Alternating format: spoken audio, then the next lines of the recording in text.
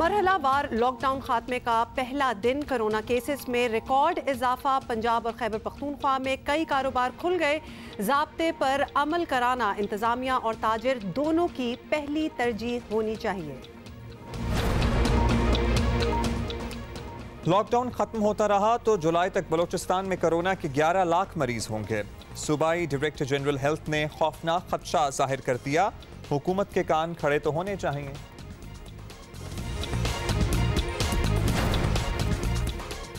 और corona virus ने दुनिया भर का तर्ज जिंदगी बदल डाला। अब फासला रखें के पैगामात हमारी जिंदगी का हिस्सा रहेंगे।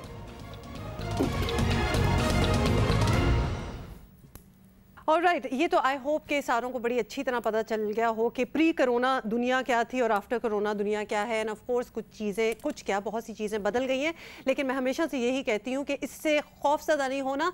Changes are a part of life और इतने बड़े बड़े चेंजेस भी हो जाएं तो दैट्स ओके। जो हमारी नेक्स्ट जनरेशन, थर्ड जनरेशन होगी, उनको ये चीज़ें इतनी डिफरेंट भी वो सोचेंगे कि ऐसा होता था उससे पहले। People get used to it, the world moves on. जिंदगी तब्दील होती रहती है और हमने अपनी आंखों के सामने ये इर्तिका और ये तब्दीली का अमल देखा है। By the way, my brother in law works for Google और मेरी बहन बड़ी परेशान है क्योंकि गूगल पर उन्होंने पहले ही कह दिया है कि 1 साल तक घर बैठना पड़ेगा। They have sent an email to their employees कि 2021 तक वर्क फ्रॉम होम है जब तक फर्दर नोटिफिकेशन नहीं आता। और वर्क चल भी रहा है, मतलब ऑब्वियसली थोड़ी बहुत सी एडजस्टमेंट्स करनी होंगी, but then that is the change that we are all seeking. So अगर आप ये सोच रहे थे ना 1 महीना 2 महीना नहीं, अभी ये है, ये अभी इसी में एडजस्ट करें। और अभी तो बल्कि हम बात भी करेंगे, जो लॉकडाउन में नरमी आई है तो थोड़ा सा ये लगना स्टार्ट हो गया लोगों को, पता नहीं क्यों, कि जैसे एवरीथिंग इज ओके नाउ और अब हम बैक टू स्क्वायर वन चले जाते हैं और सब प्री कोरोना टाइप चीजें हो गई हैं। इस तरह हुआ नहीं है। The more responsibility is on you. लेकिन पहले आपको बता दें कि मरहलावार लॉकडाउन खत्म होने के पहले दिन पंजाब और खैबर पख्तूनख्वा में कारोबार खुल गया। पहला दिन है। कुछ ताजरों को मुश्किलात पेश आ रही हैं, कुछ हुकूमत को, और सबसे बड़ा मसला अवाम का है और सबसे ज्यादा एहतियात भी उन्हीं को करना है।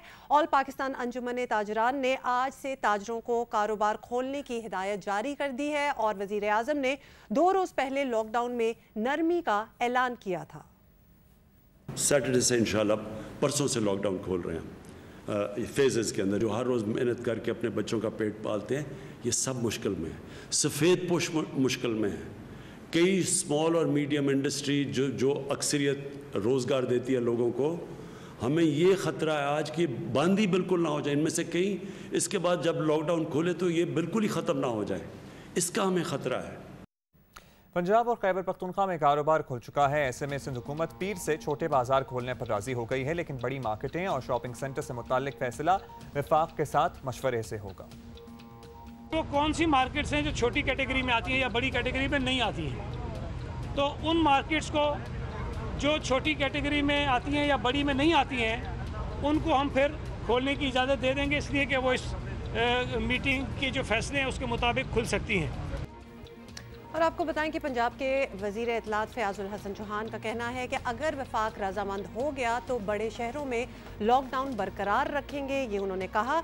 और एक तरफ मुल्क में लॉकडाउन नरम किया जा चुका, दूसरी तरफ कोरोना केसेस में तेज़ी से इजाफा हो रहा है। पंजाब में केसेस की तादाद 10,000 से बढ़ गई। यंग डॉक्टर्स एसोसिएशन पख्तूनख्वा के सदर भी कोरोना वायरस में मुब्तला हो गए हैं। उन्होंने अपने हॉस्टल में ही अपने आप को आइसोलेट भी कर दिया है। पंजाब के बड़े शहरों रावलपिंडी और खैबर पख्तूनख्वा के दारुल हुकूमत पेशावर में कौन कौन से कारोबार खुले हैं और क्या तमाम हिफाजती तदाबीर पर अमल किया जा रहा है, ज़रा हम वहाँ की सूरत हाल अपने कॉरेस्पॉन्डेंट्स के थ्रू मालूम करते हैं। बिल्कुल जी, रावलपिंडी से हमें ज्वाइन कर रही हैं नौशीन यूसुफ। नौशीन, बताइएगा क्या देख रही हैं आप इर्द गिर्द? जी, इस वक्त हम मौजूद है रावलपिंडी बैंक रोड सदर में, जो कि रावलपिंडी का एक अहम तिजारती मरकज़ है। और यहाँ पर आज सुबह दुकानें खुली, लेकिन 1 बजे के करीब डीसी ऑफिस का अमला आया जिसने सारी दुकानें यहाँ पे पुलिस के हमरा बंद करा दी। कुछ जो छोटी मार्केटें हैं वो अभी खुली थी और वहाँ पर जो हमने सोशल डिस्टेंसिंग के हवाले से देखा तो कस्टमर्स की बहुत कम तादाद वहाँ का रुक कर रही थी। कुछ दुकानों पर जो SOPs है उनको फॉलो भी हमने देखा किया जा रहा था। कुछ दुकानदारों ने और जो दीगर अमला था उन्होंने मास्क पहने हुए थे, ग्लव्स पहने थे, लेकिन ज़्यादातर इतनी प्रिकॉशन नहीं ली जा रही थी, मास्क नहीं पहने हुए हमने देखे लोगों को। अब जो दुकानें बंद कराई जा रही हैं उनके हवाले से बहुत ज़्यादा कन्फ्यूजन है यहाँ पर।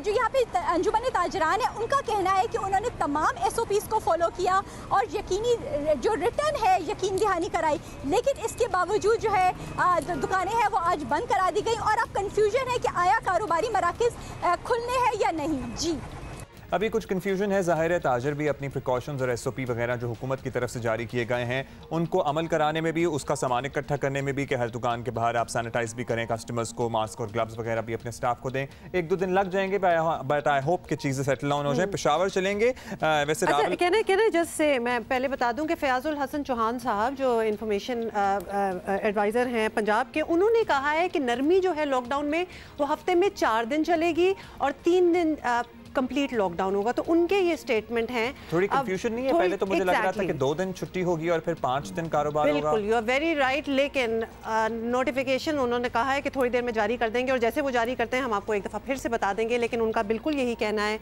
कि 4 दिन नरमी होगी हफ्ते में, 3 दिन कंप्लीट लॉकडाउन। अच्छा, ये तो बहुत ही वैसे कंफ्यूजन हो जाती है क्योंकि वज़ीर आज़म साहब ने जो बात की थी उसमें से 2 ही दिन हमें ज़ाहिर है समझ में आए थे कि 2 दिन छुट्टी हुआ करेगी। अब हर सूबे की अपनी अलग पॉलिसी होगी, तो आप अपने सूबों को फॉलो करें।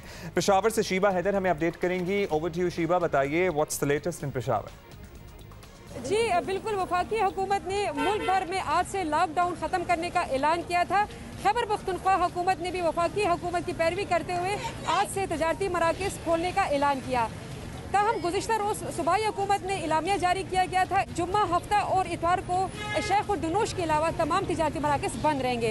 इस वक्त मैं मौजूद हूँ अंदरूनी शहर के बाज़ार मीना बाज़ार में। ये पेशावर का अंदरूनी शहर है, यहाँ पर सूरत हाल बिल्कुल बरक्स है। आप देख सकते हैं कि यहाँ पर तमाम की तमाम दुकानें खुली हुई हैं, गारमेंट्स की दुकानें खुली हुई हैं, कपड़ों की दुकानें खुली हुई। शहरियों का काफ़ी ज़्यादा रश यहाँ पर दिखाई दे रहा है। ख़वातीन जो है वो घरों से बाहर निकली हुई बाज़ार में शॉपिंग करते दिखाई दे रही हैं। अगर हम यहाँ पर बात करें तो यहाँ पर जो ख़वातीन जो है वो उन्होंने मास्क का इस्तेमाल भी नहीं किया और जो सोशल डिस्टेंस है उसका भी ख्याल नहीं रखा जा रहा। जी अच्छा, अब ये वो बाजार हैं जैसे कि शाला मार्केट है या रंग महल बाजार है, वहाँ पे इतनी तंग गलियां हैं और इतनी कंजस्टेड दुकानें हैं कि यहाँ पे चाह के भी हमें समझ नहीं आ रहा था पहले दिन से ही कि सोशल डिस्टेंसिंग कैसे होगी। वज़ीर इत्तलात पंजाब फयाजुल हसन चौहान साहब ने हमें ज्वाइन किया है। चौहान साहब, अभी हम बिल्कुल आप ही का जिक्र कर रहे थे और थोड़ी सी कन्फ्यूजन है, अगर आप क्लैरिटी दे सकें कि क्या लॉकडाउन में नरमी हफ्ते में 4 दिन रहेगी और कंप्लीट लॉकडाउन रहेगा 3 दिन, क्या ऐसा ही या है? फिर 5 दिन कारोबार होगा और 2 दिन छुट्टी होगी? इस तरह है कि ये कंसिडरेशन है इस वक्त, और अभी अगले 1-2 घंटों तक इसका फाइनल डिसीजन जो है ना आपके सामने आ जाएगा। कंसिडरेशन पंजाब हुकूमत की इस वक्त ये है कि 4 दिन जो है वो लॉकडाउन में सख्ती की जाए और 3 दिन जो है ना उसमें 4 दिन लॉकडाउन में नरमी की जाए और 3 दिन जुमा, हफ्ता, इतवार जो है वो उसमें थोड़ी सी सख्ती की जाए। और ये जो आज अभी 2-3 घंटे पहले सारे टीवी चैनलों पे खबरें चल रही थी कि 6 शहरों समेत बड़े 15 अजला के अंदर जो है वो स्ट्रिक्ट किस्म का लॉकडाउन एज इट इज़ रहेगा और बाकी में खोल दिया जाएगा, उसमें कोई हकीकत नहीं है। ये कंसिडर हो रहा है, लेकिन ये फाइनल डिसीजन अभी नोटिफिकेशन के तौर पर अभी नहीं हुआ।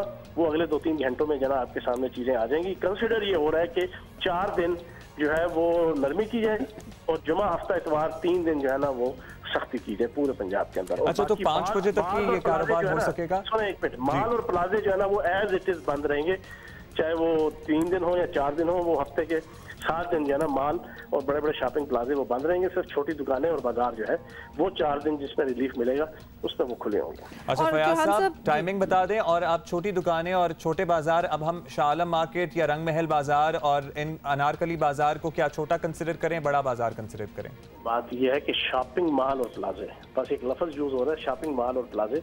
तो शॉपिंग मॉल मतलब पैकेजेस मॉल हो गया, सेंटोरस हो गया, सफा गोल्ड मॉल हो गया, इस तरह के जो बड़े बड़े प्लाजे होते हैं और प्लाजों के अंदर फिर एक पूरा मैकेनिज्म होता है और पूरा एक सिस्टम होता है तिजारत, कारोबार और दुकानों का। बिल्कुल चौहान साहब, यूर राइट, बिल्कुल उसका वो मैकेनिज्म होता है। पब्लिक ट्रांसपोर्ट के हवाले से भी बता दें कि क्या पब्लिक ट्रांसपोर्ट चलेगी? उसके हवाले से अभी सारी चीजें आपके सामने आ जाएंगी ये 2-3 घंटों तक। लेकिन ये जो कंफ्यूजन थी ना कि अभी पिछले 4 घंटों से सारे टीवी चैनल चला रहे थे कि जनाब 6 शहरों समेत 15 अजला के अंदर जनाब स्ट्रिक्ट कर्फ्यू होगा, ऐसा नहीं है।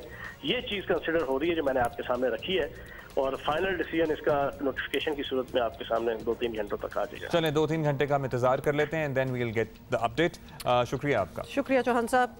ओके चलेंगे, तो अच्छा हो गया क्योंकि अभी हमने ये जिक्र ही किया था और चौहान साहब से हमने बात कर ली और उनका यही कहना है कि कुछ घंटों में ही ये फाइनल डिसीजन, ताकि बिल्कुल कंफ्यूजन अच्छा, खत्म हो जाए। अभी आप पेशावर का मीना बाजार देख रही थी और आपने लाहौर और कराची के भी जो अंदरून शहरों के जो बाजार होते हैं देखा है, वहाँ पे सोशल डिस्टेंसिंग मेंटेन करना ज़्यादा मुश्किल काम है, आसान काम है, या बड़े मॉल्स में सोशल डिस्टेंसिंग मेंटेन करना ज़्यादा मुश्किल काम है, आसान काम? बाजारों में ज़्यादा मुश्किल है। हाँ, तो फिर मुझे ये फैसला भी समझ नहीं आता कि जब बाजार खोल रहे हैं तो बड़े अब्दुल्ला, बात ये है कि ऐसी जगह खोलिए, ये पेशावर की एक दफ़ा हम आपको दोबारा दिखा रहे हो, ये दिखा इसलिए रहे हैं कि खुदारा ये मत कीजिएगा।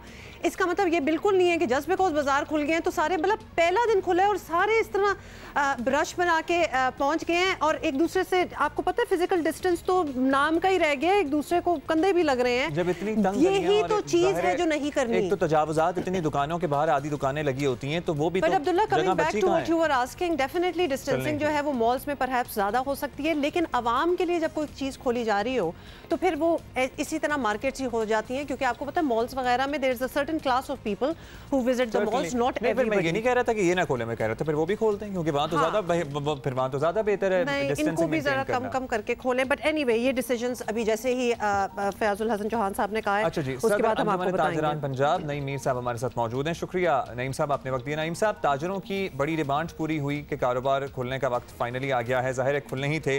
आप लोग मुतमईन हैं या जो SOPs दिए गए हैं उन पर अमल करेंगे, क्या सोचा है?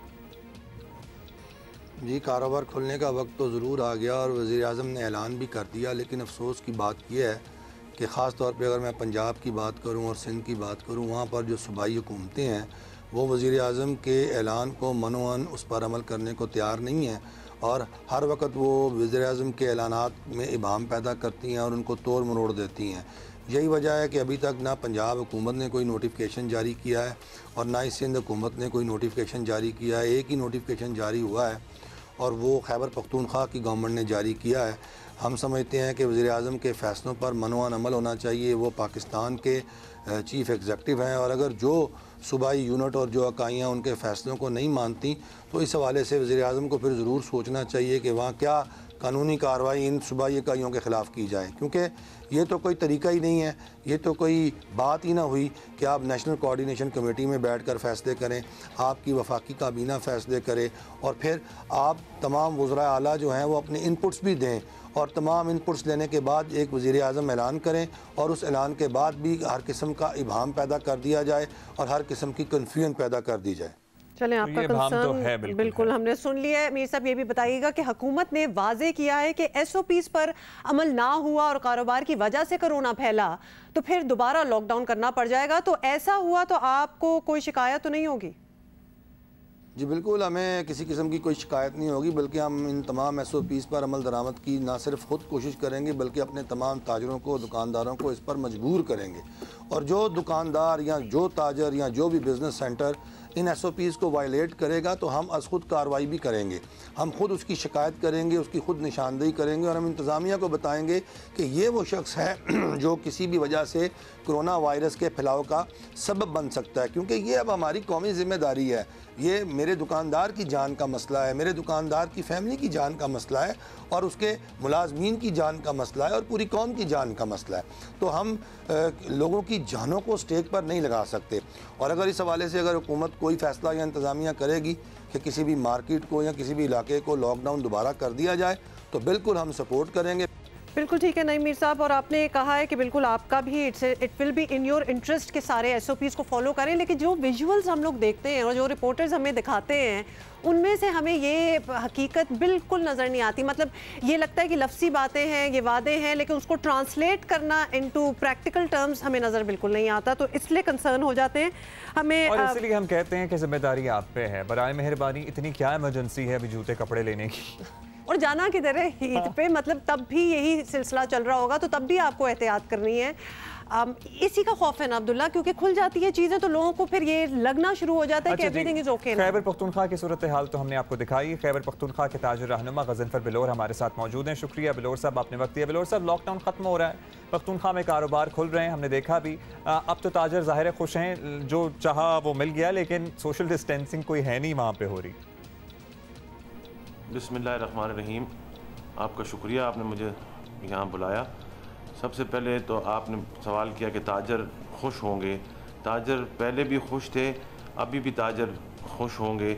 इसकी वजह यह है, खुशी की वजह यह है कि लॉकडाउन खुल गया है और खुलने वाला है। मंडे को लॉकडाउन खुलेगा और इसमें सबसे पहली बात यह है कि जो SOPs रखे गए हैं, इंशाअल्लाह ताला हम उम्मीद करते हैं कि हमारी ताजर बरादरी सारी उस SOPs के तहत रहते हुए इस लॉकडाउन को चलाएंगे, लॉकडाउन को ख़त्म करेंगे सही तरीके के साथ। वो अपने जो है तरीका हुकूमत देगी और हुकूमत के तरीके पर अमल करते हुए ताजर बरादरी इस पे खुश है ज़रूर, क्योंकि कारोबार बहुत ज़्यादा ख़राब हो चुका था।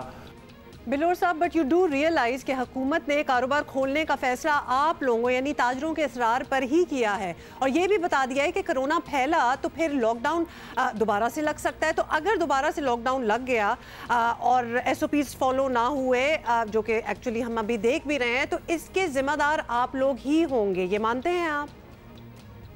इसमें हम ये पूरी कोशिश करना चाहेंगे कि ये लॉकडाउन इंशाअल्लाह दोबारा ना लगे।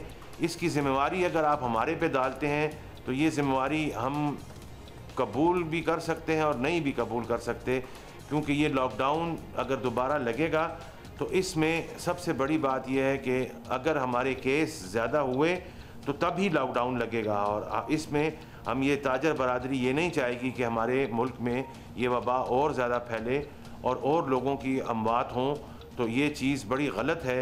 अगर तो ताजर बरादरी ने हुकूमत के साथ फेवर नहीं किया तो फिर मेरा ख्याल है लॉकडाउन लगना जो है वो जायज़ है।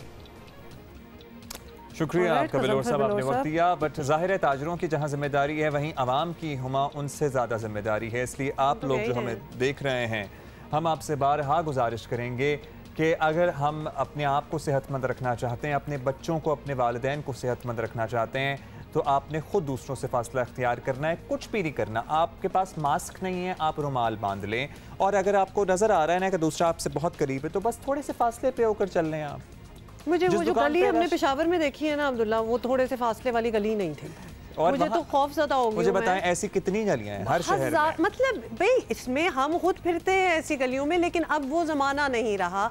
बता सिर्फ यही रहे थे कि थोड़ा सा एहतियात करें, खुद डरें थोड़ा सा कि भाई क्या बहुत ज़रूरी है कि आज मुझे बाज़ार जाना ही जाना है। मतलब इस तरह आपको थोड़े से चॉइसेस जो हैं, जो कि बहुत मुश्किल चॉइसेस नहीं है ज़िंदगी के, लेकिन आपको ये फ़ैसले करने पड़ेंगे। जब बहुत ज़रूरत हो तो फिर जाएं, वरना एकदम से वो एक होता था ना Abdullah concept of window shopping, वो नहीं रहा। अब आप विंडो शॉपिंग ना कीजिए। मेरी बात सुने, आपने किस तरह से बचना है इसके लिए दुनिया भर में साइन बोर्ड्स लगाए जा रहे हैं।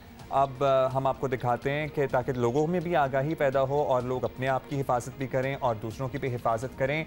Please keep 2 metres apart. अब ये देखें, ये पैरों के निशान के साथ लोगों को बताया जा रहा है कि आपने यहाँ खड़े होना है, इसके अलावा आपने किसी और जगह खड़े नहीं होना है। और फिर कैंगरू का निशान बना के बताया गया कि जितना बड़े साइज का एक बड़ा कैंगरू होता है, मेरा ख्याल है ऑस्ट्रेलिया की तस्वीर होगी। बल्कि आपको पता है कि अब्दुल्ला, आप और मैं जब यहाँ अपने सेट पे बैठते हैं तो हमारा भी एक पूरा विंग स्पैन होता है, आर्म्स डिस्टेंस हम लोग रखते हैं, तो ये चीज़ें हैं। लेकिन अब ऐसे साइन बोर्ड जो हैं ये बड़े कॉमन प्रैक्टिस हो जाएगा और ये बड़े कॉमनली आपको ये नज़र आएंगे। Please allow 6 feet between you and others, और people will have to make sure that they follow them because there is no other way now। ये पहली चीज़ें आपको पता है आपकी नज़रों से नहीं गुजरती थी, सिर्फ एयरपोर्ट्स की इमिग्रेशन पे एक पीली लाइन होती थी जिससे आप आगे नहीं जा सकते, अब इट्स एवरीवेयर। मुझे एक बात बताएं, 6 फुट या चलें 6 फुट नहीं 4 फुट का फासला भी रखना है, तो हमारे इन बाजारों में तो 4 फुट का फासला भी एक दूसरे से नहीं रखा जा सकता। हमें तादाद कंट्रोल करनी पड़ेगी। देखिए इस तस्वीर में फासला दिखा भी दिया है कि पहले वो साथ जा रहे हैं, अब जरा दूर। हमें तादाद कंट्रोल करनी पड़ेगी, maybe at some point in time बाजारों में जाने वाले लोगों की, क्योंकि आगे ईद सर पर है।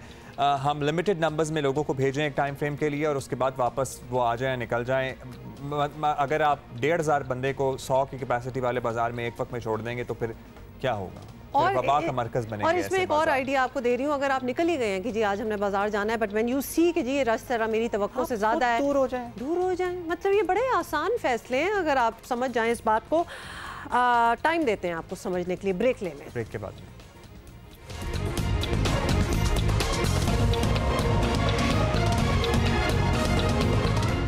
लॉकडाउन में नरमी के बाद बजाय सूबे में कर्फ्यू लगाया जाए, हम बात कर रहे हैं बलोचिस्तान की। बलोचिस्तान में जरा तशवीश का इजहार किया जा रहा है। बलोचिस्तान हुकूमत इंतहाई खतरनाक हालात की निशानदही कर रही है। डीजी हेल्थ बलोचिस्तान सलीम अपड़ो ने खबरदार किया है कि अगर लॉकडाउन में सख्ती ना की गई तो 11 जुलाई तक बलोचिस्तान के 11 लाख अफराद कोरोना का शिकार हो जाएंगे। 11 lakh, that is a huge number. और इससे पहले भी आपको बताएं कि इससे पहले सूबाई हुकूमत के तर्जुमान भी में कर्फ्यू लगाने का मुतालबा कर चुके हैं और अब वो गिरफ्तारियों की बात भी कर रहे हैं। जरा सुन लें। ये जो कमिटमेंट उन्होंने कल हमारे साथ किया है, अगर इस पर अमल दरामद नहीं करते फिर उनके खिलाफ कानूनी कार्रवाई होगी। शॉप्स न सिर्फ सील किए जाएंगे बल्कि जो सामान शॉप्स में होंगे उनको भी हम टेम्परेरी कॉन्फिस्केट कर देंगे। और शॉप्स ही में अगर 4 से ज़ायद लोग नजर आए तो कस्टमर पे शॉप के अंदर कार्रवाई नहीं होगी बल्कि मालिक जो होगा दुकान का उसके खिलाफ कार्रवाई होगी।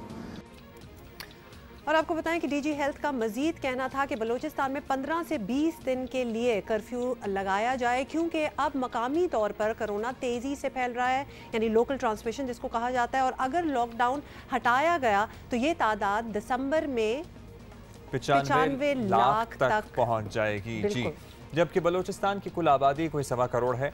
इस वक्त बलूचिस्तान के 73 डॉक्टर्स कोरोना से मुतासर हैं। एक सीनियर डॉक्टर वेंटिलेटर पर हैं।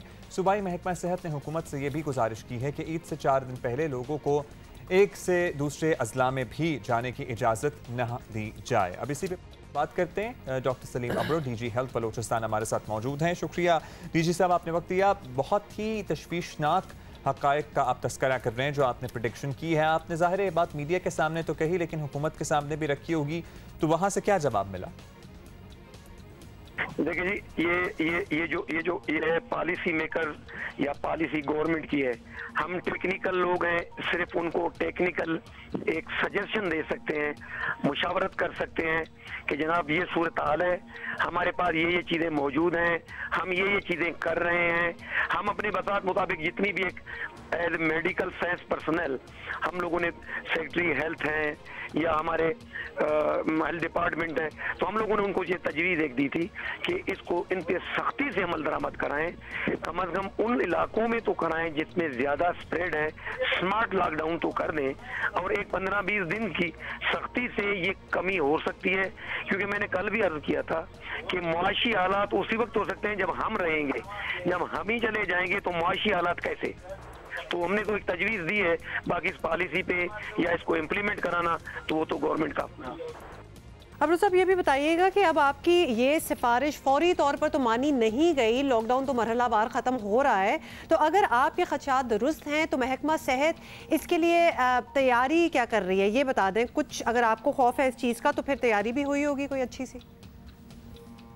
हमने अब कल एक उनके जो हमारे ऑनरेबल सीएम साहब हैं, उनके मीडिया एडवाइजर ने कहा है कि हम थोड़े दिनों के लिए करके देखेंगे, या उनकी एक जो इजलास उनका एक हुआ था अमन का भी और इसके सिलसिले में कोरोना के बारे में, तो उन्होंने कहा कि हम इसको थोड़ा सा 5-4 दिन के लिए करके देखेंगे। अगर इनमें लोगों में जितना पहले मैंने कहा कि शऊर और आगाही है और उन्होंने इस पे अमल किया तो हम इसको और लेस करेंगे, नहीं तो इसको हम टोटली लॉकडाउन कर देंगे। नंबर 1 रह गया सवाल आपका कि हेल्थ डिपार्टमेंट ने क्या किया है। हेल्थ डिपार्टमेंट भरपूर तैयार है, हम अपनी भरपूर तैयारी में हैं। चीफ मिनिस्टर साहब या फेडरल से, पाक आर्मी से हमें भरपूर मदद मिली है। वहाँ एनडीएमए से हमें सामान सप्लाई किया गया है। हमारे पास डॉक्टर्स के लिए तमाम किट्स मौजूद हैं। कोरोना के हवाले से इस वक्त आइसोलेशन वार्ड्स बना दिए गए हैं, आईसीयू वार्ड वेंट के साथ इक्विप्ड हैं। किसी वक्त भी किसी भी इमरजेंसी को मुकाबले के लिए हम तैयार हैं। शुक्रिया आपका बरोड़ साहब, लेकिन बहुत ही तशवीशनाक सूरत हाल की तरफ आप इशारा कर रहे हैं कि अगर इसी तरह सब कुछ खुला रहा और लोगों ने एहतियात ना की। सबसे इंपॉर्टेंट बात यह है कि लोगों ने खुद एहतियात ना की। फिगर्स आप देखें ना, 1.25 करोड़ तो बलूचिस्तान की आबादी है और उसमें से जो फिगर्स आप बता रहे हैं कि ऑलमोस्ट 95 लाख का है, that makes 75% of the total population, 3/4 of the entire population of Balochistan could be affected. तो ये बड़ी तशवीशनाक बातें हैं और डेफिनेटली अपनी मर्जी होनी चाहिए कि अगर तो वहाँ लग रहा है कि लॉकडाउन की अभी मजीद ज़रूरत है, जो कि एक्चुअली हमें तो लगता है कि हर जगह ही है, तो इट शुड बी एक्सटेंडेड। देखिए, lockdown at the end of the day कितनी देर आप लगा लेंगे, इसीलिए हम बारहा इस बात पे जोर दे रहे हैं कि आपको खुद अपने आप को इस सूरत हाल में ढालना होगा, अपने आप को कवर करना होगा, अपने हाथ धोने होंगे, सैनिटाइज करने होंगे, फासला इख्तियार करना होगा, सोशल डिस्टेंसिंग। इधर ही आपको, क्योंकि हम जब कोई बात कर रहे होते हैं ना तो हमें फ़ौरन उस वक्त ही उसका रिस्पांस आना स्टार्ट हो जाता है। तो अभी जब वो प्रेस कॉन्फ्रेंस चल रही थी, मैं अपनी ट्वीट्स देखना स्टार्ट होगी और किसी ने लिखा है बीच में कि जी लोगों को ईद के नए कपड़े लेने होते हैं, आपको क्या प्रॉब्लम है? देखिए, हमें कोई प्रॉब्लम नहीं है, ये एक ग्लोबल प्रॉब्लम है। और अगर आपको इस बात की समझ नहीं आ रही कि कोई प्रॉब्लम है तो ये दैट इज़ द प्रॉब्लम। मतलब कि आपको नहीं इस वक्त पता चल रहा कि ये कोई पाकिस्तान या बलोचिस्तान या पंजाबी प्रॉब्लम नहीं है, this is a global problem. ये सेहत की वजह से ये किया जा रहा है। The world has now change. मतलब हमारे बाज़ारों की आप ज़रा हालतें देखें कि क्या हैं वहाँ। वाकई देख के लगता है कि लोग ये नहीं कि कोई एहतियात कर रहे हैं, वहाँ देख के लोगों को लगता है कि इनको शायद ये इन्फॉर्मेशन भी नहीं है कि यहाँ कोई वबा फैली हुई है। दुनिया में कोई मसला चल रहा है, हमारी यहाँ इस बात से हमें खौफ तेजी से फैल रही है। बाजार जाएं कपड़े खरीदने, वबा लेकर आ जाएं घर और अपने बच्चों और अपने बुजुर्गों को मुतासिर करें, तो ऐसे कपड़ों का क्या फायदा होगा? और कोई सही बात आपको बता रहा और आप सुनने को मान ना रहे हो। अच्छा चलें छोड़ें। वैसे भी इस ईद पर नए कपड़े नहीं, अच्छे कपड़े पहने, क्योंकि हमारे इर्द गिर्द जो लोग हैं उनके हालात बहुत ख़राब हैं। इकोनॉमिकली हम बात कर रहे हैं। वफाकी हुकूमत की जानिब से कोरोना लॉकडाउन के बायस तालीमी इदारों को 15 जुलाई तक आपको पता है बंद रखने का फैसला किया गया था। साथ ही ये भी फैसला सामने आया था ना कि जो पिछले रिजल्ट होंगे उन्हीं के बेसिस पे अगले रिजल्ट भी तैयार कर लिए जाएंगे। तो उसके बाद सुभान अल्लाह जो हमारे होनहार टैलेंटेड नौजवानों ने सोशल मीडिया पर उन्होंने कहा चलो वो नहीं सही तो ये सही, तो उन्होंने जो मीम्स के मैं कहती हूँ कि पहाड़ जो है ना वो बना के सोशल मीडिया पे फ्लोट कर दिए। कुछ आपको इधर हम जमा किए हैं, हमने आपको दिखाते भी हैं। अच्छा, वैसे ये तमाम यूनिवर्सिटी स्टूडेंट्स का तो ये क्या है जी? वो कह रहे हैं कॉलेज स्टूडेंट्स। अच्छा जी, हाँ, यूनिवर्सिटी वैसे जो पढ़ रहे हैं उनका तो ज़ाहिर है अभी तक कोई फ़ायदा नहीं हुआ ना। ये क्यूट अहमद शाह वैसे आपको नज़र आ रहा है। I really like this kid. अच्छा, यानी कुछ शफकत साहब को आपको पता है ना, हमारे एजुकेशन मिनिस्टर को जिंदाबाद के बड़े अच्छे फैसले लिए। वैसे कौन से स्टूडेंट्स हैं who would like to you know इतना उनका एक साल इस किस्म का गुजरे? खुशी तो किसी को भी वैसे हो नहीं रही होगी। अगला दिखाएं। ये मोटू बच्चा बड़ा प्यारा है वैसे। अच्छा, ये आपको पता है ना कि क्रिकेट के हवाले से ये बड़ी वायरल होती है और हर मौके पे ये चीज़। इनका क्या नाम था? हमारे शो पे भी आए थे, मोमिन साकिब। हाँ, मोमिन साकिब की वीडियो थी। वो कहते हैं ना दुनिया बदल दी, तो एक लम्हे में सब दुनिया बदल दी बड़ी आपको। और ये भी आपको क्रिकेट के हवाले से ये मीम याद होगा, इस बंदे की बहुत ये पिक्चर हर मौके पे हर मूड में ये लगाई गई है। और ऑफ कोर्स अच्छा, सेमेस्टर सिस्टम में बच्चे यूनिवर्सिटी में पढ़ते हैं ना, वो उनकी रिएक्शन था कि भाई बाकी इंटरमीडिएट वाले, मैट्रिक वाले तो आगे प्रमोट हो जाएंगे, लेकिन यूनिवर्सिटी स्टूडेंट तो जाहिर है वो तो ऐलान नहीं किया गया ना कि पिछले सेमेस्टर की बुनियाद पर। अच्छा जी, ये यूनिवर्सिटी स्टूडेंट्स की तरफ से प्ली है कि स्कूल के बच्चों को, स्टूडेंट्स को तो आपने प्रमोट कर दिया आगे, तो हमारे लिए भी कुछ, हाँ, कि पिछले सेमेस्टर की बेसिस पे अगले सेमेस्टर का फैसला हो जाए, में हमें कर दें। तो इस किस्म की बहुत सी चीज़ें हैं। अच्छा, ये तो बहुत रो रहा है। इस किस्म की भी तस्वीरें आपको पता है, एक तस्वीर होती है वो ले लेते हैं और उसके बाद फिर वो वायरल होना स्टार्ट हो जाती है किसी भी चीज़ में। लेकिन ओवरऑल आई फील के स्टूडेंट्स बेचारे थोड़े से परेशान ही हुए हैं इस चीज़ से। हाँ, सबसे इंटरेस्टिंग वो था कि जिसने जब ये फैसला सुनने के बाद अपना पिछला रिजल्ट कार्ड निकाला तो उसमें अगर फेल 3 जगह लिखा हुआ था, तो अगले में क्या बनेगा? I mean we are laughing, but ये बड़ी प्रॉब्लमेटिक बात हो जाती है because we are always trying कि जी अगली बार हम बहुत बेहतर करेंगे and we are always trying to improve. लेकिन कभी कभार अब देखें हो गया ना कि वो मौका नहीं मिलता। ब्रेक के बाद मिलें। ओह वेल।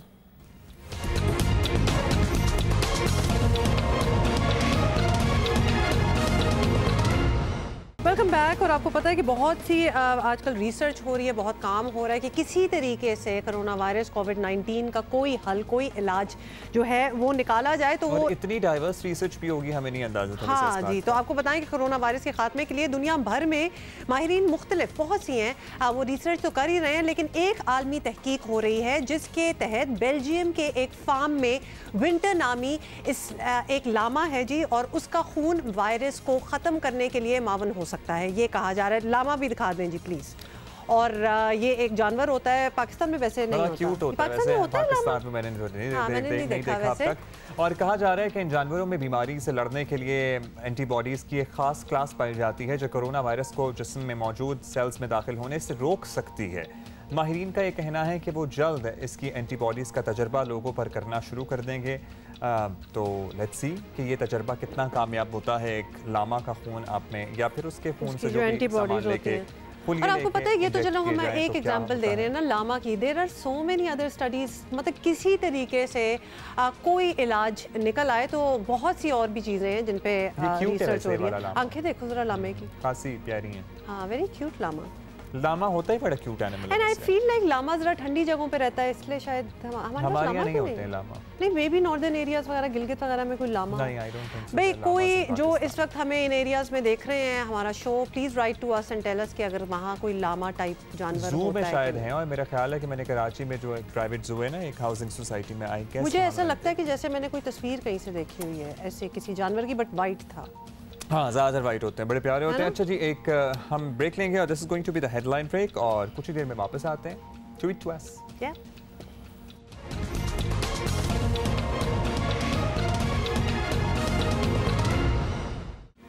Welcome everyone and अस्सलाम वालेकुम। If you guys are just joining us, क्या हाल है आप लोगों का? पहले बता दूं, अगर आपने पहले घंटे में हमें ज्वाइन नहीं किया था, कि आज हम लोग हमारी जियो पाकिस्तान की 4th एनिवर्सरी भी है। So Geo Pakistan has completed 4 years। I am so happy about it कि मेरा दिल चाह रहा है बार बार। और दोबारा से आपका शुक्रिया अदा करते हैं कि आपने इस 4 साल में हमारा बहुत साथ दिया और हमें इस मकाम तक पहुंचाया जहां पे आज हम हैं। अच्छा जी, शुरू कर देते हैं क्योंकि हमारे पास और भी बहुत कुछ है, बहुत सी बातें जी। Let's start and this hours top stories.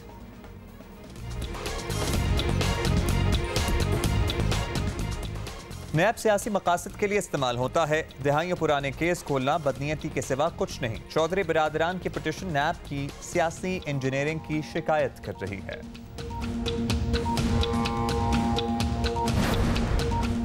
वफाकी हो, सूबाई या शहरी हुकूमत, कराची में लॉकडाउन से मुतासरा अफराद की कोई मदद को ना आया। अपोजिशन भी बयानबाजी से आगे नहीं जा सकी, जिम्मेदारी लेगा कौन?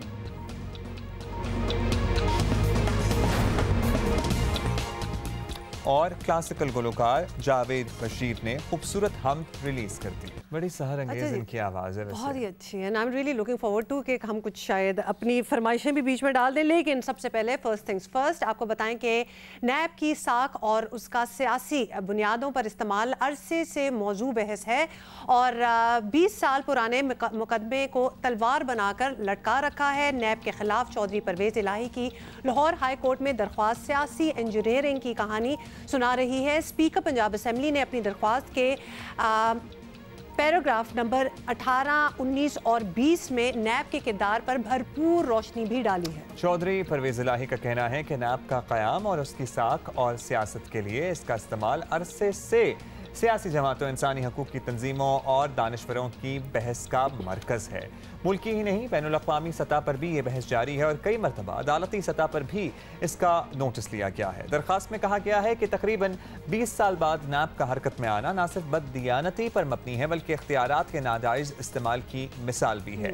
दरख्वास्त में यह भी लिखा गया है कि चेयरमैन नैब ने महज दरख्वास्त गुजार के सर पर तलवार लटकाए रखने के लिए अलग अलग तहकीकात का नया तरीका ईजाद किया है। चौधरी परवेज इलाही की दरख्वास्त का यह हिस्सा इसलिए भी अहम है क्योंकि सुप्रीम कोर्ट हुदैबिया केस में करार दे चुकी है कि किसी के सर पर मुकदमे की तलवार इसलिए नहीं लटकाई जा सकती कि वो इख्तिदार में मौजूद लोगों के लिए खतरा बन रहा है। सो बड़ी अहम इसमें चीज़ें रखी गई हैं सामने। ये जो पिटीशन दायर की गई है, हमारे साथ मौजूद हैं आपके साबिक DG operations colonel retired Shahzad Bhatti साहब। शहजाद भट्टी साहब, बहुत बहुत शुक्रिया, आपने हमारे टाइम निकाला है। बहुत से सवालात हैं जो उठते रहते हैं। सबसे पहले तो आपसे पूछेंगे कि चौधरी बिरादरान ने लाहौर हाई कोर्ट में नैब के तरीक़ेकार को चैलेंज किया है। उनकी दरख्वास्त में ये तासुर है कि वो नैब को पॉलिटिकल इंजीनियरिंग के लिए कायम किया जाने वाला इदारा समझ रहे हैं। यही शिकायत और भी बहुत लोगों को है, बहुत तंजीमों की भी यही शिकायत है। तो नैब का ऐसा तासुर क्यों बन गया है, ये ज़रा अगर आप बता सकें। बिस्मिल्लाहिर्रहमानिर्रहीम। देखिए हुमा, बात यह है कि जिस तरह इन्होंने पॉलिटिकल इंजीनियरिंग की बात की है तो उसको बड़ी सिंपल सी बात है कि ये भी मुशर्रफ साहब के ज़माने में गवर्नमेंट में थे और इनके ऊपर भी यही दबाव था कि शायद ये नैब से बचने के लिए उस वक्त की गवर्नमेंट में आ गए थे। लेकिन मैं सिर्फ इस वक्त नैब के हवाले से बात करूंगा कि नैब खुद कभी भी किसी पॉलिटिकल इंजीनियरिंग का हिस्सा नहीं बना।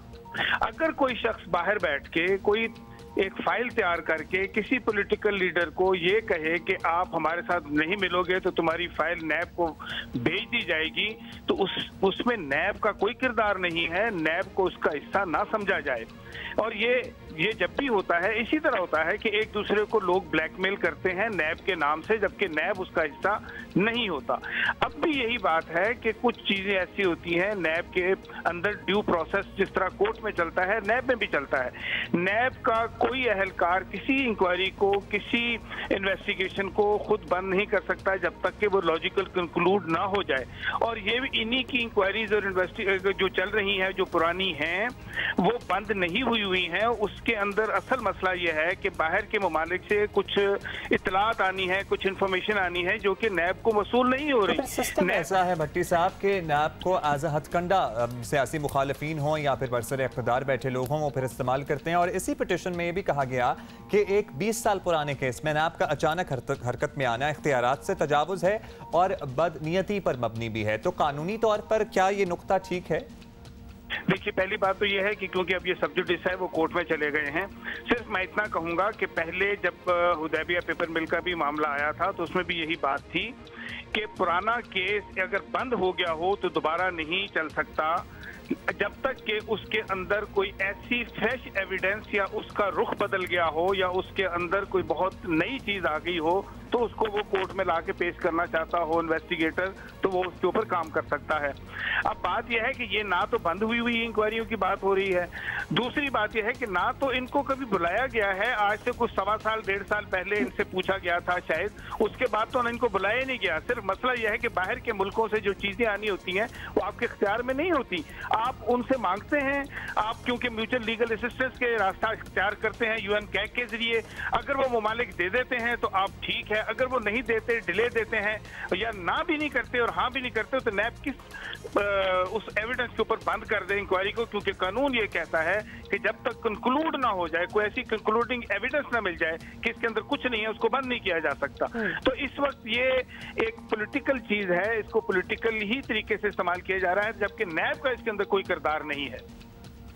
भट्टी साहब ये भी बताइएगा, चौधरी बरादरान की सियासत कई दिहाइयों पर मुहित है। ऐसे सीनियर सियासतदान अगर हुकूमत में रहते हुए, अभी they are a part of the हुकूमत, उसमें रहते हुए भी नैब के रवैये की शिकायत करें तो इदारे के लिए कुछ तशवीश की बात तो बनती ही है। क्या कहेंगे आप?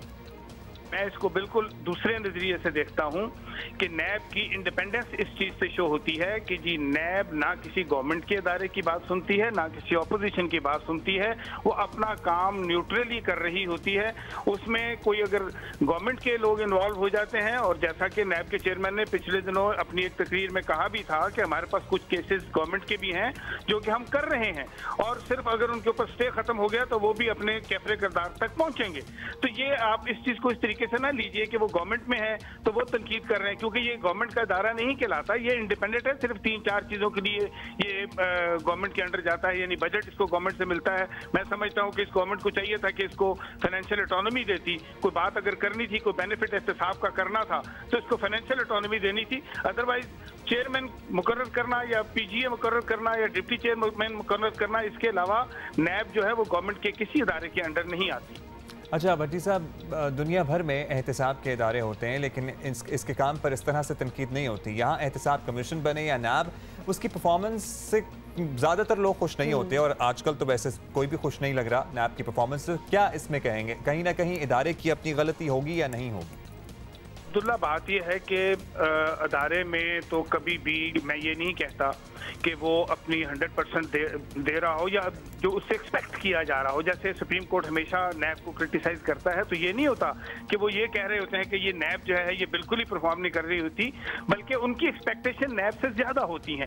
लेकिन नैब अपना एक काम जो कर रही है, आप ये ज़हन में रखिए कि जब भी किसी करप्ट शख्स पे हाथ पड़ेगा तो वो चीखें मारेगा और वही क्रिटिसाइज करेगा नैब को।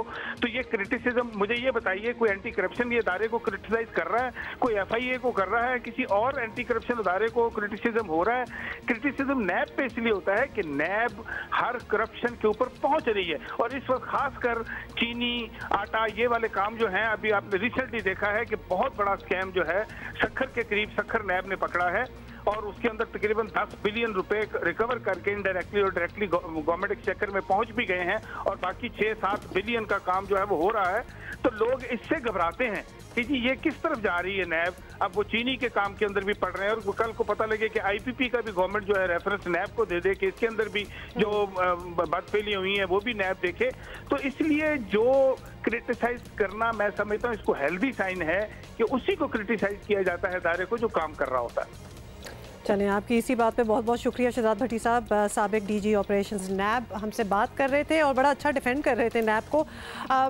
आई would just say in the end कि परहैप्स इमेज बिल्डिंग कुछ बेहतर कर लेनी चाहिए, शायद that is the problem because शिकायत still people have a lot. अच्छा जी, लेट्स सी आगे क्या होता है। वैसे भी शेख साहब कह चुके हैं ना, दो तरफा टारजन साबित होगा ईद के बाद, तो we have yet to see that. अभी हम आगे बढ़ेंगे और तरक्की पजीर मुल्कों में कोरोना वायरस की टेस्टिंग एक बड़ा मसला है और ज़ाहिर है पाकिस्तान भी उन मुल्कों में से एक है और इन मुल्कों में टेस्टिंग किट्स की कमी और नाक़िस तिब्बी निज़ाम के बायस कोरोना मरीजों की असल तादाद का अंदाज़ा नहीं हो पा रहा है।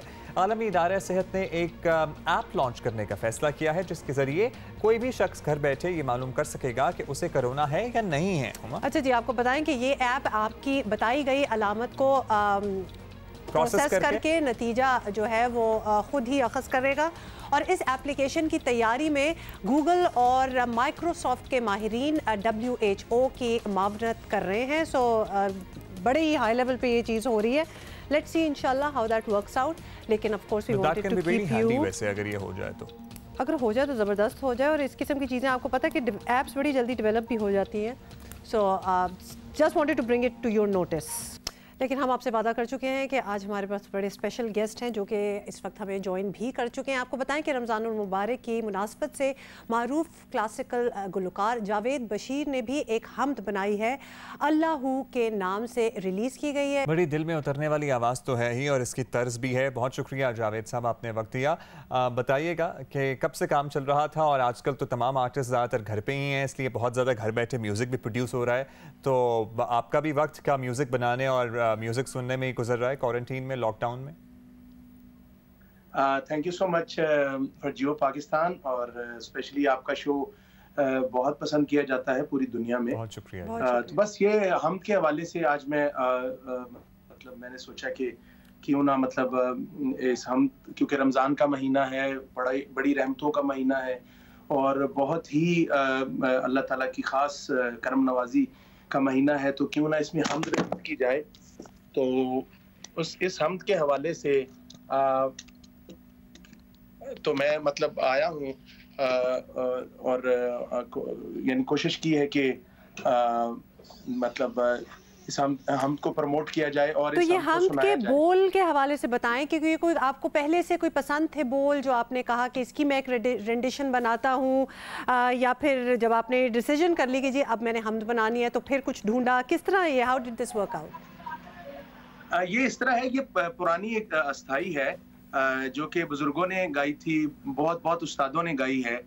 तो अल्लाह हो अल्लाह जले शान अल्लाह, तो तेरा नाम लिए होवे मेरी तसल्ला, ये भैरव राग में गाई है, बहुत सारे उस्तादों ने गाई है और मेरी बड़ी खुशनसीबी है कि मैंने भी इस हमद को गाया है और अल्लाह ताला का बहुत बहुत शुक्र है कि ये बड़ी पसंद की जा रही है लोगों में और स्पेशली पूरी दुनिया में बहुत इसको सराहा जा रहा है। Thank you. अच्छा जावेद साहब, हम चाहेंगे कि आप जो हैं हमारे साथ लाइव मौजूद हैं, तो इस टाइम अगर आप ये इसके कुछ बोल हमें सुना सकें।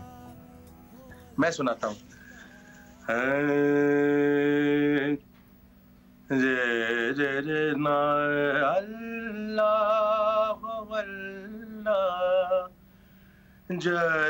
शान अल्लाह, अल्लाह अल्लाह, जले शान अल्लाह, तेरा नाम लिए होवे मोरे तसल्ला, अल्लाह हो अल्लाह जले शान अल्लाह, तू रहीम तू करीम तू गफ्फार तू सत्तार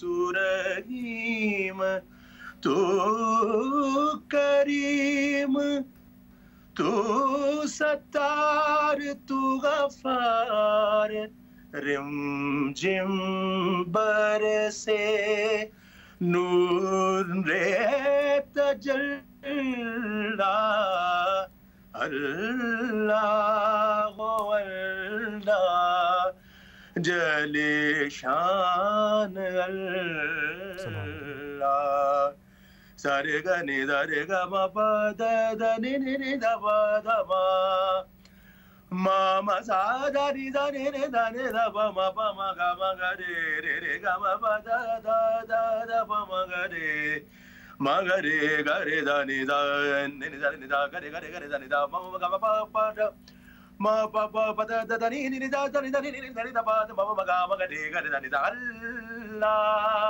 हो अल्लाह जले शान अल्लाह सुभान अल्लाह तेरो नाम लिए मोरी होवे तसल्ला अल्लाह। Thank you. ज़बरदस्त। मैं आपको बता नहीं सकती कि एक माहौल टाइप कुछ बंद गया है हमारे स्टूडियो में। अगर आप होते यहाँ तो आपको भी बड़ा अच्छा लगता। हमारे पास थोड़ा सा टाइम है और अब आपके हम इतने बड़े फ़ैन हैं कि हम चाहते हैं कि आप अपने पुराने गानों में से भी हमें कुछ गुनगुनाते जाएं हमारे लिए और हमारे व्यूअर्स के लिए। कुछ एक्चुअली हमने चॉइसेस भी निकाल के रखी हुई थी, लेकिन of course the choice is yours. एक तो चल बुलिया आपका बहुत ही मशहूर जो बिल्कुल आपके साथ एसोसिएट होता है। फिर एक आपने गाया था ये तूने क्या किया, जो कि मेरा पर्सनल बहुत फेवरेट है। तो आप जो चाहें आप हमें प्लीज़ सुनाएं। मैं सुना देता हूं क्योंकि इस वक्त जो सिचुएशन चल रही है, मतलब इसमें जो एक शेर है वो मुझे बहुत ही अपनी जान से भी प्यारा। मैं समझता हूँ कि बुल्ले शाह ने कुरान से लाइनें उठा के उसका मतलब लिखा है कि इट खड़का दुकड़ वजे तत्ता होवे चुल्ला आवे जावे हर कोई खावे राजी होवे बुल्ला। जिसके लिए हमें दुनिया में अल्लाह ने भेजा गया था, दर्द दिल के वास्ते पैदा किया इंसान को, वो मैं बुल्ले शाह का जो ये जो शेर है ये मैं काफी पढ़ता हूँ। जी जरूर। चल चल बुलिया चल होते चलिए, चल चल बुलिया चल होते चलिए, चल बुलिया चल होते चलिए जिथे सारे अन्ने ना कोई साडी जात पछाड़े, ना कोई साडी जात पछाड़े, ना कोई सानू मरने चल होते चलिए, चल चल बुलिया चल होते चलिए। इट खड़का दुक्कड़ वजे तत्ता होवे चुल्ला, इट खड़का दुक्कड़ वजे तत्ता होवे चुल्ला आवे जावे हर कोई खावे, आवे जावे हर कोई खावे राजी होवे बुल्ला चल होते चलिए, चल चल बुलिया चल होते चलिए।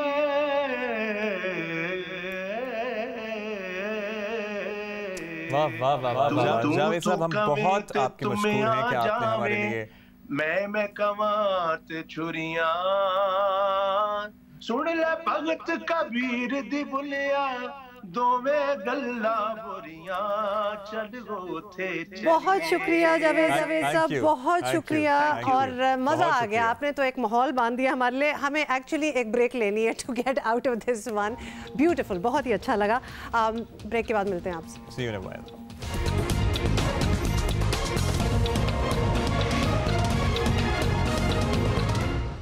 Welcome welcome back. अच्छा जी, बड़ी इंपॉर्टेंट बात करनी है और इसका जिक्र तो हम हर रोज़ करते ही रहते हैं, लेकिन आज वी हैव मुस्तफ़ा कमाल विद अस जिनसे हम बात करेंगे।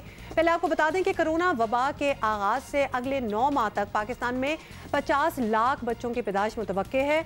और एक्चुअली ये वाली बात तो हमने उनसे नहीं करनी थी, हमने एक और बात करनी थी, वो ज़रा आगे निकल गई है। अच्छा जी, अब मैं आपको बताऊँगी मैं ही बताऊं कि इस पे उनका वैसे ज़ाहिर ख्याल ले लेंगे, उससे पूछ लेंगे, लेकिन हम लॉकडाउन की एक्चुअली बात कर रहे थे, वो बात हमने बाद में करनी है। कराची के लॉकडाउन के हवाले से जी, कराची के लॉकडाउन मुतासरीन के लिए ना वफाक ने कुछ किया और ना सिंध हुकूमत कुछ कर सकी, ना ही शहरी हुकूमत कहीं नज़र आती है। ये हम पहले भी कह चुके हैं। पाक सरजमीन पार्टी को बड़ी शिकायत है। PSP के सरबराह ने वफाक और सूबाई हुकूमतों से एक पेज पर आने की अपील कर दी है। कराची में ताजिर रहनुमाओं के साथ न्यूज़ कॉन्फ्रेंस में मुस्तफ़ा कमाल का कहना था, कोरोना वबा में भी हुक्मरानों को आवाम की कोई फिक्र नहीं। दूसरी जानिब सिंध में 24 घंटों के दौरान 5498 टेस्ट किए गए, जिसका 20% यानी 1080 केसेस नतीजा मुस्बत आया है। खैरपुर के पीरजोगोट में 246 केसेस मुस्बत आए हैं, जिस पर वज़ीर आला ने वहाँ लॉकडाउन सख्त करने की हिदायत कर दी है। लेकिन PTI कहती है कि सिंध हुकूमत कोरोना के आदात व शुमार बढ़ा चढ़ाकर पेश कर रही है। इस कोरोना से जितना सूबे सिंध को नुकसान हुआ सिंध हुकूमत की वजह से, इतनी दुनिया में कहीं नहीं हुआ होगा। झूठ की बुनियाद के ऊपर रोज़ाना जो है ये फिगर्स को बढ़ा दिया जाता है। हम तो जब हॉस्पिटल्स में जाते हैं, मालूम करते हैं, तो पता चलता है कि कोरोना का पेशेंट ही नहीं, वहाँ पे किसी की डेथ हुई है। सर्द खानों में जाते हैं, वहाँ मालूम करते हैं लोगों की ज़िंदगियाँ ख़राब हो गई हैं, लोग जो हैं गोल गोल घूम रहे हैं, सर्टिफिकेट लेकर आ रहे हैं। कब्रिस्तान चले जाएं, वहाँ पे अलग दुकानदारी का सिलसिला शुरू हुआ है। अगर आज सूबे सिंध की तबाही का कोई जिम्मेदार है तो वो सिर्फ और सिर्फ पाकिस्तान पीपल्स पार्टी है। देखिए, ये इस किस्म के बयानात है ना, ये आवाम को एक और डायरेक्शन में लेकर जाने के लिए काफ़ी होते हैं। वो पहले समझ नहीं आ रही और आगे चले जाते हैं जी। हमें ज्वाइन किया है PSP के सरबराह मुस्तफ़ा कमाल साहब ने, जो कि कराची के बड़े इफेक्टिव एडमिनिस्ट्रेटर भी रह चुके हैं। मुस्तफ़ा कमाल साहब, बात तो सारी यही हो गई है कि सूरत हाल काबू से थोड़ी सी बाहर है और जिम्मेदारी कौन उठाएगा, because there is a sense of confusion. अगर आप देखें, वज़ीर आज़म तो अभी तक कराची आए नहीं है, तो उनकी सीरियसनेस का तो यहाँ से पता चल जाता है। राशन बांटने में सिंध हुकूमत भी इतनी इफेक्टिव नहीं रही। मेयर साहब को तो हमने देखा ही नहीं पिछले कुछ हफ्तों में। He's not seen anywhere. He's not seen at all. और PTI कहती है सीरियसली ना लें कोरोना को हम। तो इस बारे में आप क्या कहेंगे? देखिए, कोरोना तो अभी सही मायनों में पाकिस्तान में आया ही नहीं है। जो दुनिया की दूसरे ममालिक की कंडीशन है, वो तो उसका तो अशर अशीर भी हमारे यहाँ नहीं, और हमारा ये हाल है। ये 2-2.5 महीने हो गए इस वाली बात को, और मैंने पहले दिन से पहले जो भी मेरी स्टेटमेंट्स हैं, बातें, मैंने सब पे अनकंडीशनल सपोर्ट की, गवर्नमेंट को भी, फेडरल गवर्नमेंट को भी, अपने लोगों को भी कहा कि भाई जो कह रहे हैं वो मानो। लेकिन गज़ब खुदा का कि अभी 2 महीनों में एक तरफ वज़ीर आज़म बात करते हैं, आधे घंटे के बाद सिंध हुकूमत बात करती है, फिर वज़ीर आज़म बात करते हैं, वज़ीर आज़म साहब की 8 स्पीचेस निकाल लें, वो सब एक दूसरे को कॉन्ट्रडिक्ट कर रही हैं।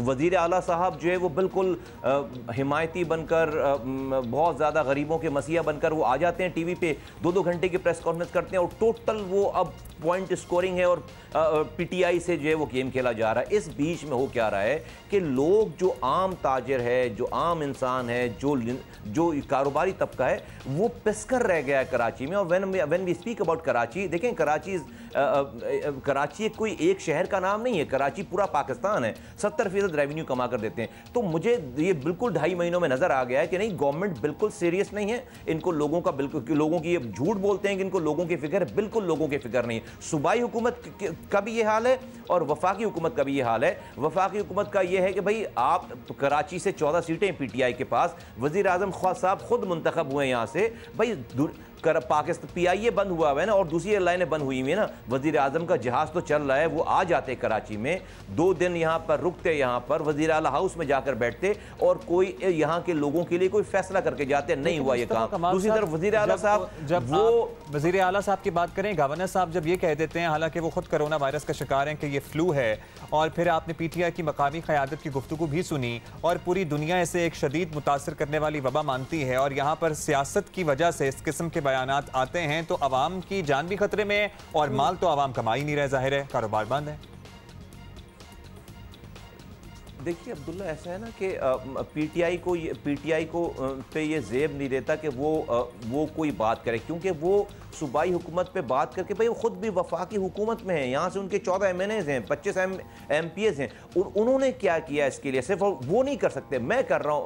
एक थर्ड पार्टी वो कर सकती है ये वाली बात कि भाई आप दोनों को हमने अनकंडीशनल सपोर्ट दी थी, आप दोनों क्या कर रहे हैं? सूबाई हुकूमत की अगर बात करें, आप देखें ये ताजिर इत्तेहाद के इतने लोग हैं, ये तमाम कम्युनिटी, ये 10 दफ़ा उनसे मीटिंग कर चुके हैं, सारी SOPs बना चुके हैं। हो क्या रहा है देखिए, मैं आपको बताऊं, एक दुकानदार, आप लॉकडाउन तो नहीं है, मैं तो नहीं मानता इसको लॉकडाउन। आप अभी शहर में निकलें, आपके कंधों से कंधे टकराएंगे, लोग आपको बिल्कुल बाजारों में खचाखच भरे हुए नजर आ रहे हैं, सड़कों पर आपको लोग नजर आ रहे हैं, तो लॉकडाउन तो नहीं है। मैं आप अभी इस वक्त जहां ट्रेवल करना चाहूं, यहां से निकलकर जा सकता हूं। क्या हो रहा है? सिर्फ दुकानें नहीं खोलने दे रहे, और दुकानों के बाहर वो दुकानदार बैठा हुआ है, उसका कस्टमर भी बाहर रोड पर घूम सकता है लेकिन दुकान में नहीं आ सकता। अभी ईद का सीजन है, छोटे ताजर जो है वो कह रहे हैं कि हम 2-2 साल के लिए पीछे चले जाएंगे। आप जब या तो आप कर्फ्यू लगा दें कि कोई नहीं निकले, अगर आपने लॉकडाउन पे पाबंदी नहीं करवा सक रहे और नहीं है कंफ्यूजन है, तो प्लीज हमें 5 घंटे 6 घंटों के लिए दुकानें खोलने दें। ठीक है, ये पॉइंट आपने बड़ा अच्छा उठाया। अगर या तो बड़ा इफेक्टिव किस्म का लॉकडाउन शुरू में होता, जिसको आप कर्फ्यू भी कह रहे हैं, तो अगर वो हो जाता तो अभी थोड़ी सी शायद बेहतरी आई होती। लेकिन अवाम को किस तरह समझाएंगे? राइटली सेड, आपने कहा है कि ईद भी नजदीक आ रही है और लोग अब obviously they want to get out of the house, लेकिन आपने क्या सड़कों पे लोगों को देखा है? ऐसा लगता है देख के कि जैसे उनको बिल्कुल कोई यकीन नहीं है कि कोई दुनिया में वबा फैली हुई है। फिजिकल डिस्टेंसिंग तो नाम की ही रह गई है, मास्क किसी ने नहीं पहने होते। मतलब इसको फिर इन SOPs को इम्प्लीमेंट कैसे कराया जाए? आप ये मैं इसको लोगों पे ब्लेम नहीं देता। जब आपकी क़यादत जो है वो एक मौक़िफ़ पे नहीं आएगी तो लोगों का जो दिल चाहेगा वो मौक़िफ़ अपनाएंगे। हम वज़ीर आज़म की बात सुनते हैं तो लगता है कि नहीं भाई कोई मसला नहीं है, ईजी हो जाओ, ये सब साजिश है। आपने अभी साउंड बाइट सुना है ना कि भाई साजिश है, कोई नहीं मर रहा। हमारा वास्ता लोगों से ग्रास रूट लेवल पर है। लोगों ने अलग अलग नैरेटिव्स अपनाए, क्योंकि गवर्नमेंट सीरियस नज़र नहीं आ रही है आपको, गवर्नमेंट एक मौक़िफ़ पर नज़र नहीं आ रही, तो लोग भी समझ रहे हैं कि भाई ये सियासत हो रही है और हमें खामोखाई में बंद कर रखा है। तो लोगों का रवैया, लोगों का रवैया है वो कनेक्टेड है गवर्नमेंट के एटीट्यूड से। गवर्नमेंट 2.5 महीने हो गए, मैं कहता हूं बिल्कुल क्योस है कि इनको कुछ नहीं पता क्या करना है।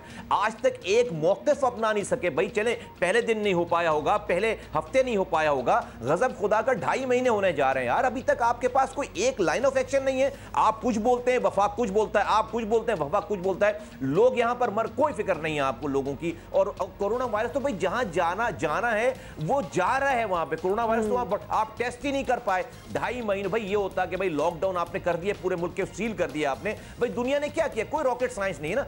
आप जो एग्रेसिव बुनियादों पर टेस्ट तो करते, आप टेस्ट ही नहीं कर पा रहे। आपको पता है रोड पर फिर कर जो है वो डॉक्टर जान दे रहे हैं। अच्छा, फिर मैं ये देखता हूं कि यार इनको अगर लोगों की वाकई इतनी फिक्र होती तो जब लाड़काना में पहले बच्चे को किसी कुत्ते ने काटा था आज से चंद माह पहले, तो वहां पर जो है वो क्रैकडाउन होना चाहिए था।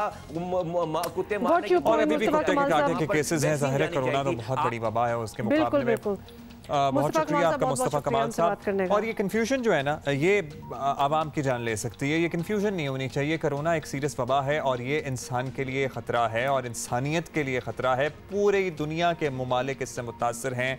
इस पे जो है ना ये कन्फ्यूजन नहीं क्रिएट करनी चाहिए किसी को कि जी कुछ हो नहीं रहा। सारी हुकूमतें, सूबाई हुकूमतें और वफाक need to be on the same page still, अभी भी सेम पेज पे नहीं है और इसलिए ये कन्फ्यूजन जो फैलती चली जा रही है। हम यहाँ छोटी सी ब्रेक ले रहे हैं, बट फिर भी राइट बैक।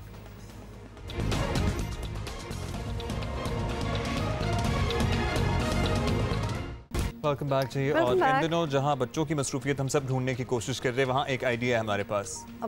ये तो खैर बहुत ही मुश्किल किस्म की चीज़ है, लेकिन आपको दिखाना ज़रूर चाहते हैं जी। इन दिनों सोशल मीडिया पर 2 बच्चों की टेनिस खेलती वीडियो काफ़ी वायरल हुई है और एक के बाद एक शॉट ऐसे लगा रहे हैं जैसे, मतलब मैं तो परेशान ही हो गई हूँ ना देख के। और एक्शंस और body language, watch these two. और ये दोस्त हैं जी, माहिर खिलाड़ी ही लग रहे हैं वैसे तो। सोशल मीडिया पर सार्फिन ने इन दोनों भाइयों की, अच्छा भाई हैं, की जोड़ी को मारूफ टेनिस प्लेयर्स रॉजर फेडरर और नोवाक जोकोविच से मिला दिया है। और Japanese kids actually. They are Djokovic and Federer in the making. Look at them. और जापानी तो बच्चे हैं आप जस्ट देखें इनका काम, इनकी उम्रें पता है क्या है? हाँ। कितनी होंगी? साइज से तो मुझे लग रहा है कि जैसे ये 6-7 होंगे। हाँ नहीं, 4 और 6 नहीं। हाँ, I'm telling you. Oh my God, look at the command on the racket और कंसंट्रेशन ना आप आंखों की मिस करें और फुटवर्क देखें किस तरह ये अपनी पोजीशन बदलते हैं। इसके तो जॉगर ही मुझे बड़े अच्छे लग रहे हैं जो जूते से पहने। अब्दुल्ला ट्रस्ट यू के पहले दिन उसकी फैशन सेंस देख लो कि क्या है, बट कमाल की जी चीज़ है। तो थोड़ा सा अगर आउटडोर एरिया आपके पास भी है जिसमें आप आइसोलेट कर रहे हैं, जैसे गार्डन होता है, कोई ड्राइववे होता है घर का या कुछ, तो इस किस्म की एक्टिविटीज भी की जा सकती है। लॉट ऑफ एफर्ट, इस साइज के बच्चे की इतनी एफर्ट, ये दिस इज कमेंडेबल इंडीड। हाँ, एफर्ट, डेडिकेशन और इंटरेस्ट। माँ बाप का इंटरेस्ट हो तो बच्चों में भी अच्छा जी, हम यहाँ पे अभी कह के थक गए कि एक दूसरे से ज़रा फासला कर लें। हम तो यहाँ पे ये किरदार निभा रहे हैं और लोगों को समझाने की कोशिश कर रहे हैं, लेकिन दुनिया में बड़े बड़े इनोवेटिव तरीक़ों से लोगों को सोशल डिस्टेंसिंग समझाने की कोशिश की जा रही है। और ये कतर में भी इससे पहले हमने देखा था रोबोट छोड़ दिए थे उन्होंने सड़कों पे, और ये भी एक रोबोट नुमा क्या है ये? इसको कहा जा रहा है जी रोबोट डॉग है। अच्छा, तो इसको नाम दे दिया गया कि you can call it anything, क्योंकि है तो ये रोबोट ही, लेकिन रोबोट डॉग है और ये लोगों को ये अनाउंसमेंट्स करता रहता है जी।